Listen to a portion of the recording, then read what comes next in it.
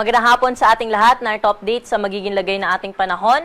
Wala tayong minomonitor na low pressure area o bagyo na posible pong makaapekto sa ating bansa. Pero yung amihan, patuloy pa rin po magdudulot ng mga light to moderate rain sa may bahagi po ng Batanes. At ito naman pong shear line o yung pagsasalubong ng malamig na hangin mula sa hilagang silangan at ng mainit na hangin mula sa dagat Pasipiko yung magdudulot po ng mga moderate to heavy na mga pag-ulan lalo na sa bahagi ng Cordillera Administrative Region, the rest of Cagayan Valley, pati na rin po sa bahagi ng Ilocos Norte. At dahil nga po sa shear line ay naglabas po tayo ng weather advisory sa may bahagi ng Cagayan, Isabela, Kalinga at Apayao dahil within the next 24 hours or ngayong hapon hanggang bukas po ng hapon ay posible silang makaranas ng moderate to heavy na mga pag-ulan kaya pinag-iingat po natin yung ating mga kababayan dyan lalo na po yung mga nakatira sa low-lying areas at sa bulubunduking lugar sa posibilidad ng mga pagbaha at mga pagguho ng lupa dahil nga po ilang araw na sunod-sunod sila ay nakakaranas ng mga pag-ulan kaya mataas na ho ang tsansa na yung mga pag-ulan na inaasahan natin within the next 24 hours ay magdulot nga po ng mga pagbaha at pagguho ng lupa kaya doble ingat po sa ating mga kababayan.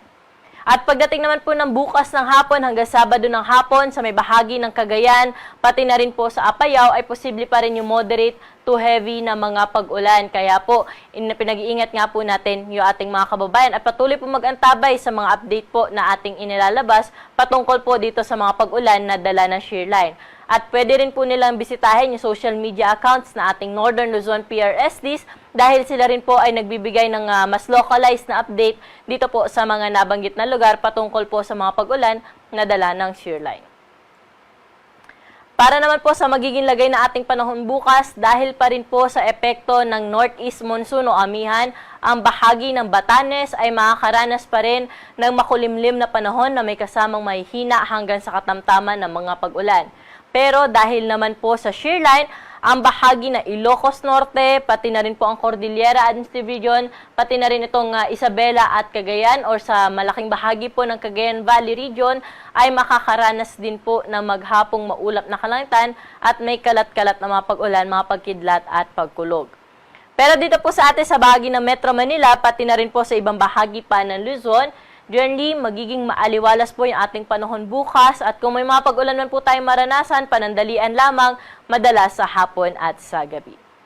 Temperatura natin bukas dito sa Metro Manila ay mula 24 to 32 degrees Celsius, sa Tagaytay 20 to 30 degrees Celsius. Sa Baguio City, may kalamigan pa rin na abot lamang o magre-range lamang sa 16 hanggang 23 degrees yung agwat ng temperatura. Pero sa Lawag, 24 to 30 degrees ang agwat ng temperatura. Dahil nga maulan pa rin sa bahagi ng Tuguegarao sa may Cagayan Valley Region, dito po sa may Tuguegarao, nasa around 28 lamang po yung kanilang maximum temperature. Samantala sa may Legazpi City ay 25 to 32 degrees Celsius. Sa mga kababayan naman po natin sa Puerto Princesa, 26 to 33 degrees yung agad ng temperatura, hanggang 32 degrees naman ang maximum temperature sa may Calayan Islands. Sa mga kababayan naman po natin sa bahagi ng Visayas at Mindanao, wala ho tayo inaasahan dyan na weather system na posibleng magdulot ng malawakang mga pag-ulan. Kaya magpapatuloy yung kanilang nararanasan na maaliwalas na panahon, lalo na sa umaga hanggang tanghali. Pero pagsapit ng hapon at gabi, maging handa pa rin sa posibilidad na mga panandali ang buhos ng pag-ulan dala ng localized thunderstorm. Temperatura natin bukas sa bahagi ng Tacloban ay 25 to 32 degrees Celsius, Metro Cebu 25 to 31 degrees at 25 to 30 degrees naman sa bahagi ng Iloilo City. Dumako na po tayo sa may Cagayan de Oro, 24 to 32 degrees agad ng temperatura, Davao aabot sa 34 degrees ang maximum temperature at 33 degrees naman sa bahagi ng Zamboanga City.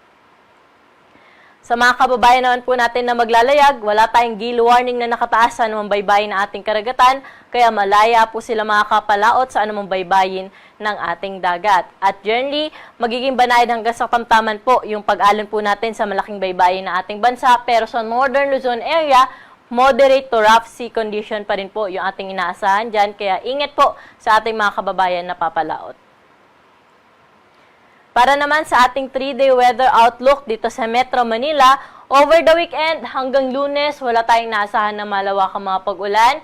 Magiging maaliwalas pa rin po yung ating panahon. Hapon at gabi, posible po yung mga isolated o yung pulo-pulong mga pag-ulan, mga pagkidlat at pagkulog dala ng localized thunderstorm.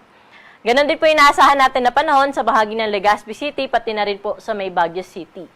At ang temperatura natin bukas dito sa Metro Manila or for the next 3 days, yung temperatura po natin dito sa Metro Manila ay mula 24 hanggang 32 degrees Celsius.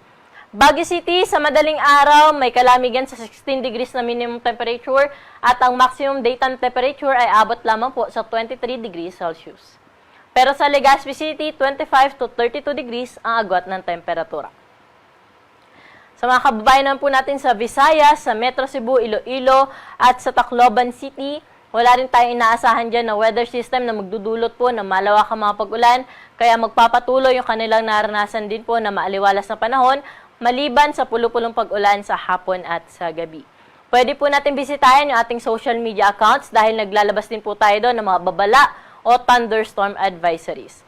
Sa Metro Cebu, temperatura po natin for the next 3 days ay mula 26 hanggang 32 degrees Celsius, Iloilo 25 to 31 degrees at sa Tacloban 25 to 32 degrees Celsius.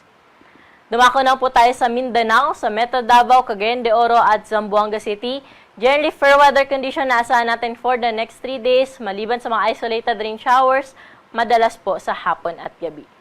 Metro Davao 25 to 33 degrees agwat ng temperatura, Cagayan de Oro, 24 to 32 degrees at sa may Zamboanga, 24 hanggang 34 degrees Celsius. At ang araw po natin dito sa Kamaynilaan ay lulubog sa 5:26 ng gabi at muli po itong sisikat bukas ng 6:08 ng umaga. Para sa karagdagang impormasyon, mangyaring i-like at i-follow po kami sa aming social media accounts sa DOST_Pag-asa at bisitahin ang aming website sa pag-asa.dost.gov.ph. At yan po yung latest dito sa Weather Forecasting Center. Ako po si Ana Cloren Horda. Magandang hapon po.